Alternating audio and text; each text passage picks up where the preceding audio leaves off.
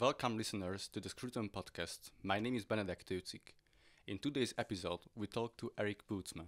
He's an architect, urban planner and author. Educated at Thomas Aquinas College and the University of Notre Dame, he specializes in ecclesiastical architecture and civic design.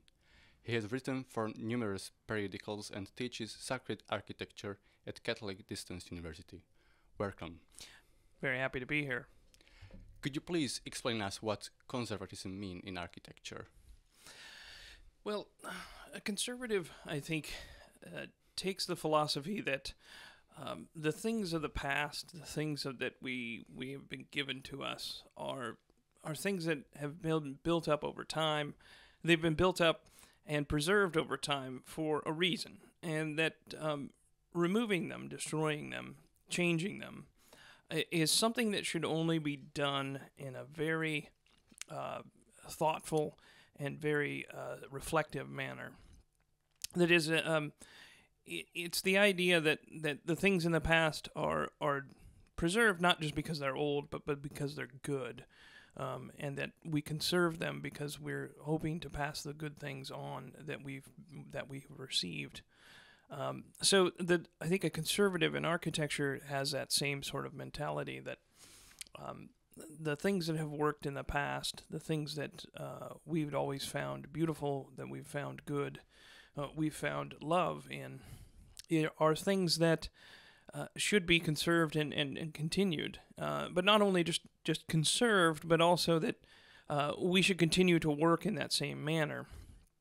A conservative, I think, in architecture is one who looks forward to the future and looks back to the past at the same time, but not in a way that is merely sort of preserving it in amber, but being able to use those things and to allow them also to change in a rational, in a reflective way, so that we only make these changes, but in small and incremental ways. And how can we find balance in maintaining the continuity of history and introducing novelties in architectural design? Well, I think that's always a very delicate balance, and one that it varies from project to project, I would say. But it's also it's something that each architect, I think, develops over time. I think as a classical architect, as a traditional architect, when we first sort of learn how to do architecture, when we learn the architectural orders of classicism, when we learn examples from history, we learn about these things. We tend to be very excited about them and use them a lot, and we emulate the things in the past that work. But I think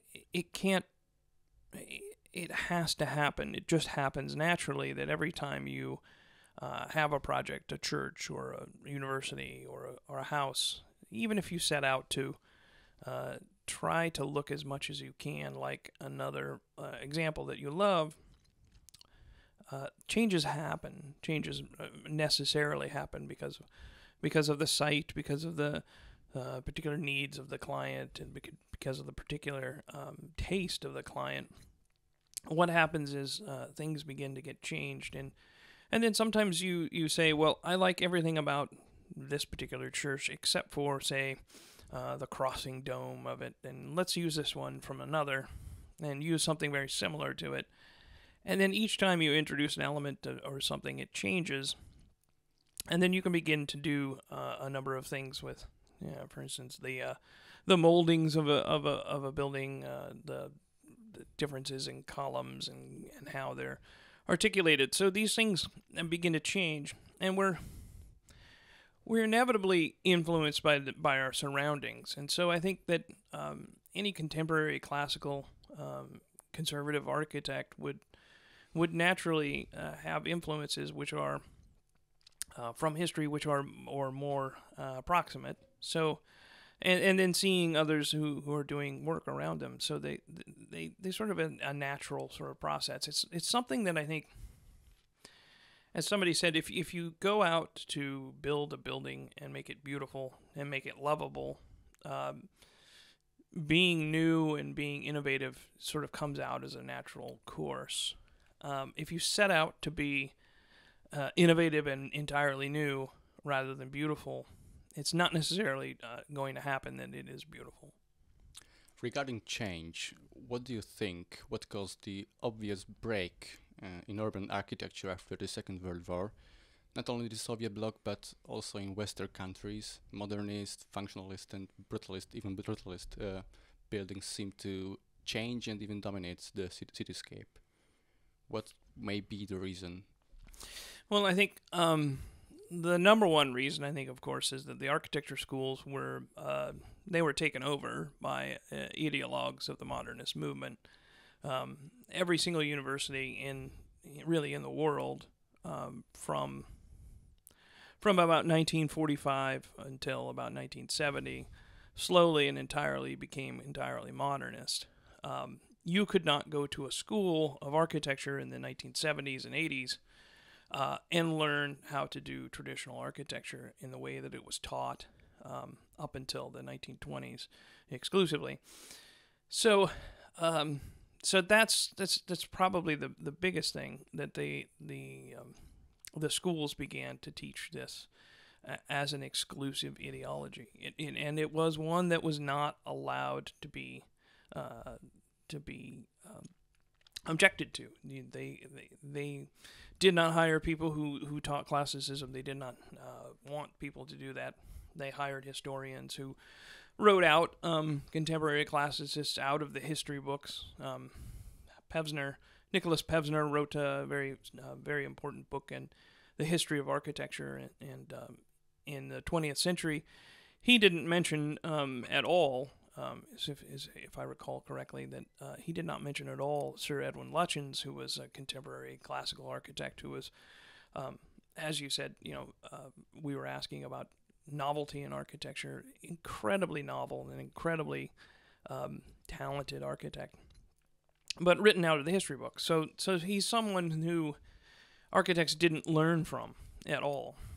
They were learning from Walter Gropius. They were learning from Corbusier, architects who believed that this international style of architecture was the only correct way to build. Building a traditional architecture was immoral, in the words of David Watkin, who wrote a book, very important book called Morality in Architecture. Architecture took on a moral stance that using ornament was as a crime, as Adolf Loos called it. Ornament is a crime, or as even going back further, that it would be considered a terrible lie to do any sort of ornament which was not actually what it was. And this came from thinkers such as John Ruskin and Pugin before him. So they established a way of saying that essentially you had to do architecture which was honest, otherwise it was immoral. So, and to be honest was not to use a false ornament, in their words. And then, so that's really kind of the ideological background of how architecture became modernist in its entirety. The other side of that too was that in the United States, in particularly, and in a large part of Europe, the automobile became a very dominant force.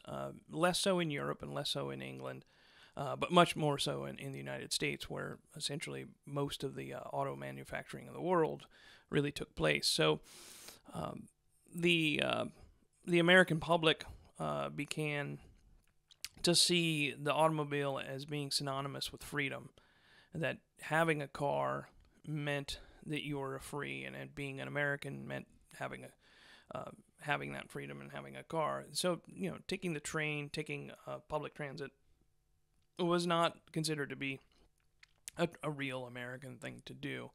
And really the decline even began even before World War II.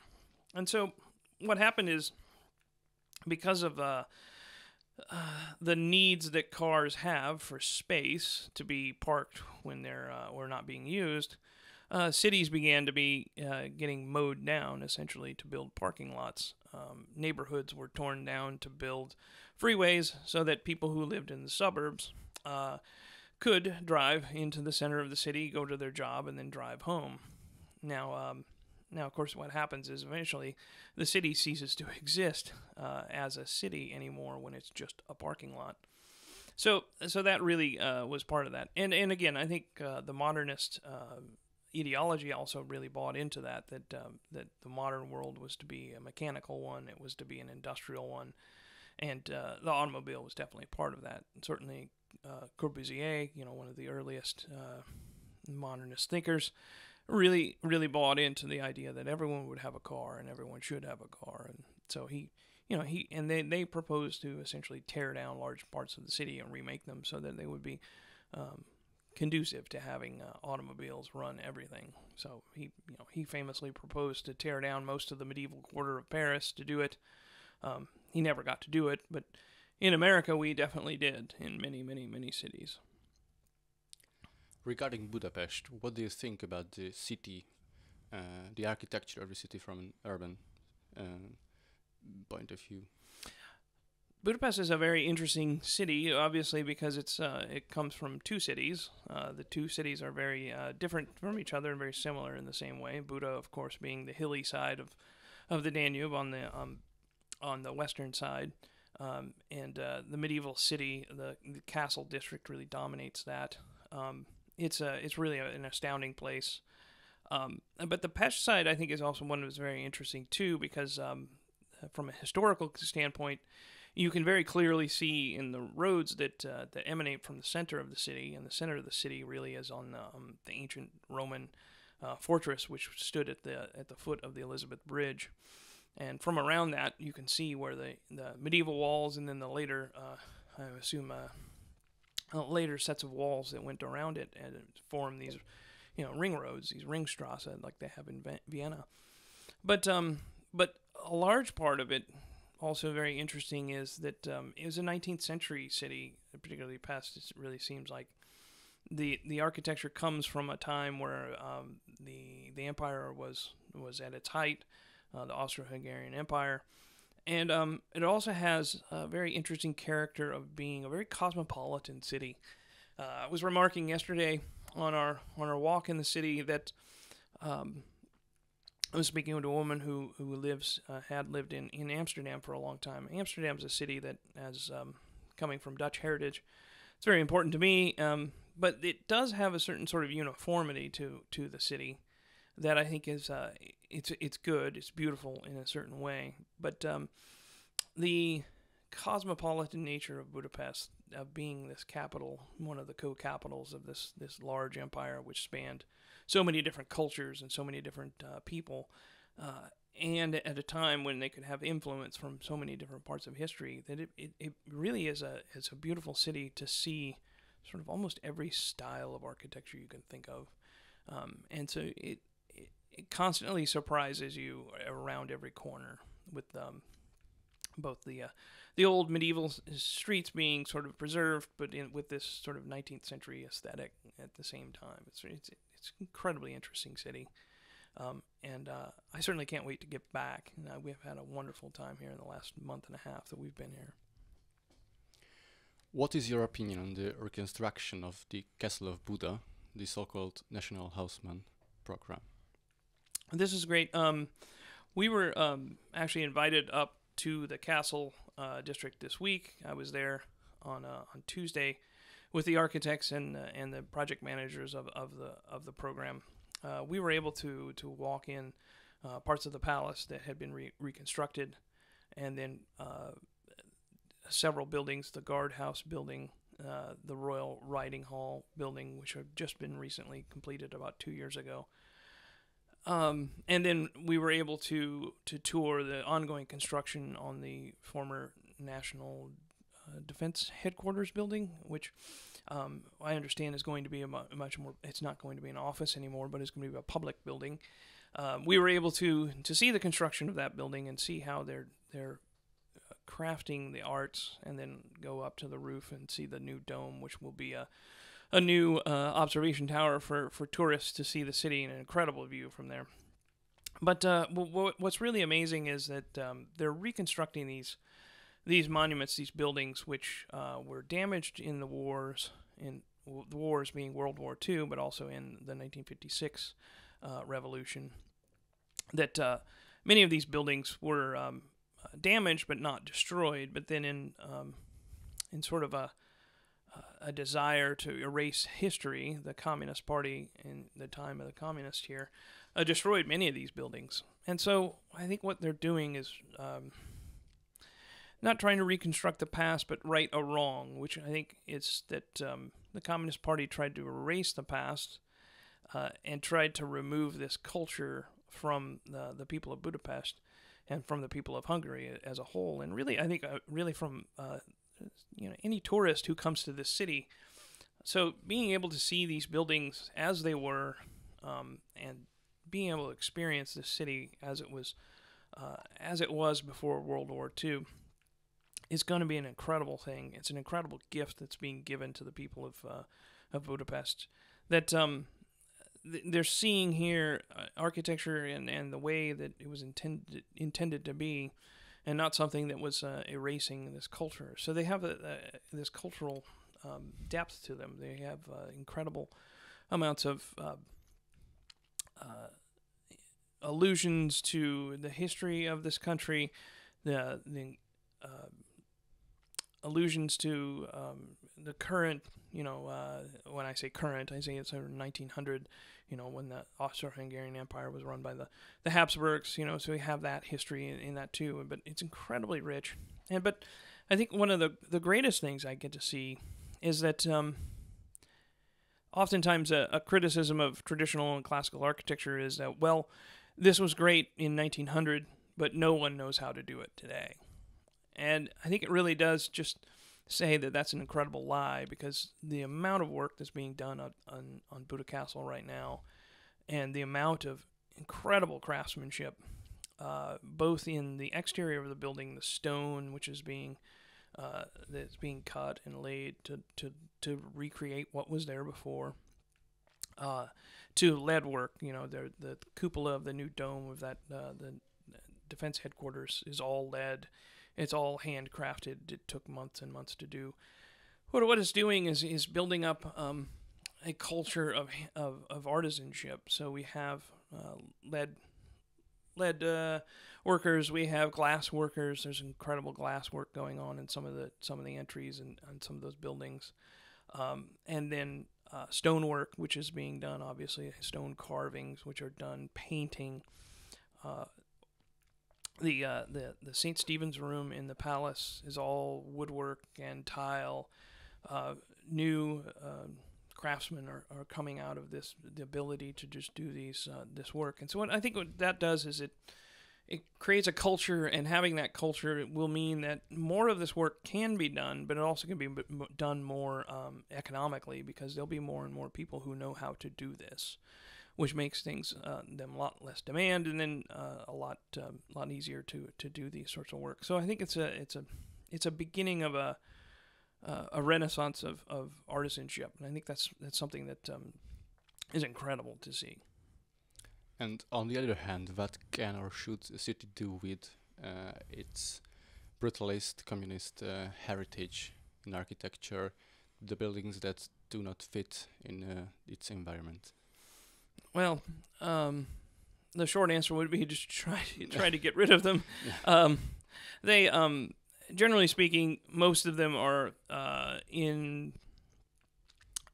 There's really kind of two problems. A lot of them are in really poor shape, and so they're sort of falling apart, or they're built so much like a bunker they're impossible to destroy. So there may be a case where a building could be refaced, can be sort of stripped down to its frame and refaced with new architecture which fits in, or in some cases it's probably best just to have them removed and replaced with new buildings entirely.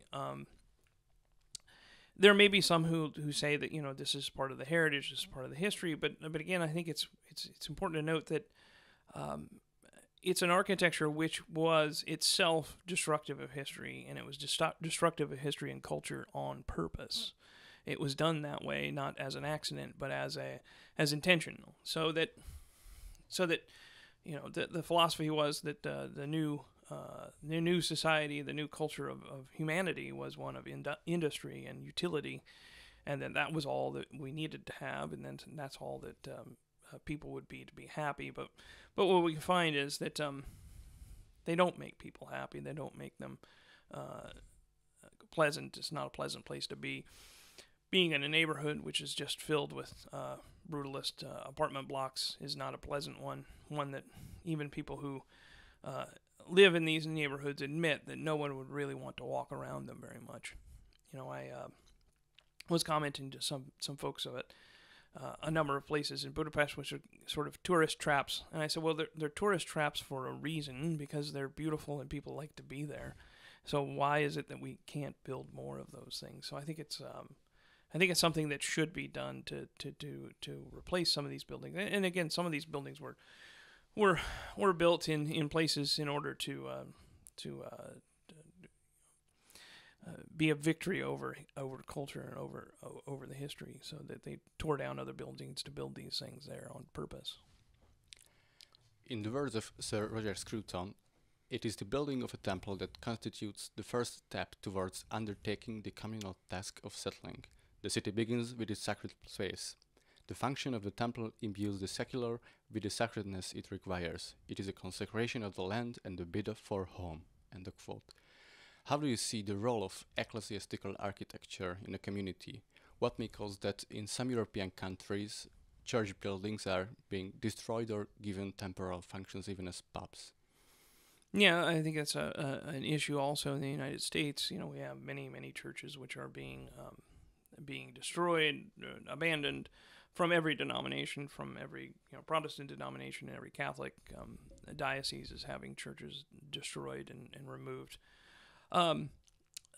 Yes, I mean, I think that's absolutely true, that the religious aspect of a city is something that I, as a Catholic and as a Catholic architect, I'm always very interested in.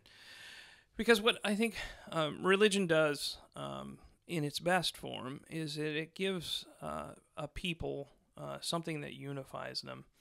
As a Catholic, as a Roman Catholic, that it is a universal church that allows people to look at the highest ideals, and so that it allows them to share that common bond of seeing what the highest ideal would be.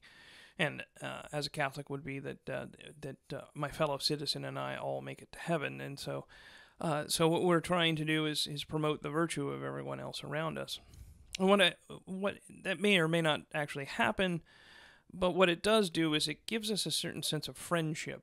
And friendship meaning, that in that highest sense, that Platonic sense of being looking towards the same good together, wanting the virtue of the other together. And I think to some extent, every city needs to have that idea of friendship, and so having a common bond of a religion, of a ceremony, of even the civic ceremonies, even if we have different religions within a city, but having a sense of ceremony, having a sense of place that that we're all sort of part of one thing, and all part of this higher thing, which can transcend those differences in religion, differences in politics, etc. Finding that transcendent moment really is what makes a community, and not just a collection of houses, but it makes you really live as together as a city should be, as almost as a single sort of organism, which is dedicated to continuing itself. So I think every city and nation really needs to do that, and doing that by means of having either religion or civic ceremony is very important, and having space to do those things and places which do that. In America, we generally sort of separate these, but although oftentimes we have them on the same square. So you'll find in smaller cities in the United States, the city hall and the main church of the town are on the same square, so it kind of binds them together. So it's very I think it's very important, and I think the religious aspect of the founding of a city. It used to be that the putting up of the city walls was considered to be an act of consecrating, as Sir Roger said. You're consecrating a city, you're setting it aside, you're making it a sacred place. May it be said that shopping centers are in a way function as some kind of churches in a religious way, and provide space, but in from another point of view that tries to change the community, the thinking of the community. Yeah, I think commerce is certainly something that happens in a city. It's something there, but I think in the world that we live in today, when we have sort of multinational corporations selling us mainly the same sort of stuff, mainly the same sort of junk which is produced in China, we're trying to give us replace a culture with it's like Plato talks about having medicine and actually understanding things, and just cookery. What he calls cookery is just giving us food that tastes good, but it's not actually that good for us. So I think commercial society, commercial business is very good at giving us things which taste good and look good, and they give us some sort of unity and some sort of superficial way, but not really in a depth. I think it's very interesting that my wife really commented. It's very funny here in Budapest. They have a number of malls, and in the United States, the malls have all died, and they're all dying out. But here they're still here. But I was remembering a story about a church, a chapel which had been built in a mall, and they had it was a Catholic chapel, and they had mass there, and they said, we offer mass and confessions, but not usually weddings, and definitely not funerals. And I think it was one of those things that was very interesting, that they could kind of deal with the fact that you might even want to get married in a mall, but the idea of a funeral was something that was just sort of alien to this commercial culture. And I compared that to when I was living in Rome, how having a public place to have a funeral, having a ceremony to celebrate the end of somebody's life, but also to mourn them and understand that death is a part of life. That's something that those who are selling us stuff don't want us to think about. They want us to think that we're always young. They want to think that we're always going to be healthy and everything. But the idea of dying is not really on their minds. So I think it's the idea of a mall becoming a place, a purely commercial place. It becomes sort of a quasi-replacement culture. It becomes a quasi-replacement to the public square, to the place of real public ceremony. And when we don't have these things, obviously we're looking for things that are substitutes for them. So when people cease to have religion, they cease to have any civic mindedness, they'll gravitate towards these. But I think the superficiality of it eventually ends leaving it wanting. So last question, what is your favorite building in Budapest and why? Oh, I have to say it's very interesting that again, I mentioned the tourists, and the tourists end up being sort of criticized, and people sort of scoff at all these places which end up being sort of tourist traps. Really, one of the places that I've honestly found, and I've been all around the city, the Fisherman's Bastion, which is a complete tourist trap, is at least the setting for, I think, what is my favorite building in Budapest. And it really is kind of two favorite buildings. The Fisherman's Bastion, obviously, is this overlook, which is built behind St. Matthias Church on Buda Castle, and then it overlooks the city and overlooks the Danube, and it looks down to the Parliament building, Országház. And I think those two buildings, to me, St. Matthias and the Országház, really are the kind of the two buildings which I really love the most. St. Matthias, managed to get to Mass there a couple of times. The interior of it is incredible. And the music and everything a part of that. It's just an incredibly moving experience to be in there when it's not overrun with tourists. But And then the Parliament, of course, being the symbol for this country, I think is an incredible building, and it's just having it located on the river to where it can be photographed so easily is an incredible thing. But being up there on the Fisherman's Bastion, it's just a wonderful, magical sort of place. And again, the tourists go there for a reason. It's because it's an incredible place. You see. You can see the city. You can experience it in a way it's incredibly unique for so many cities to be able to be up there and have this wonderful view of the city. And again, I think Vitruvius said that there are three parts of architecture. It's commodity, firmness, and delight. Commodity and firmness just being, does it stand up? Does it use well? But delight, and I think it's one of those places. Buda Castle is one of those places which is just delightful, and that's what I think architecture really shines. And I think it's something to be emulated. It's something to be looked at, and something that can be recreated and should be as much as we can. So creating delight in a home and creating a delight in a place where both you live and others can come visit is what architecture I think really is about. Thank you for this colorful conversation, and thank you for listening to us. It was Cruton Podcast. Thank you very much. It's been a pleasure.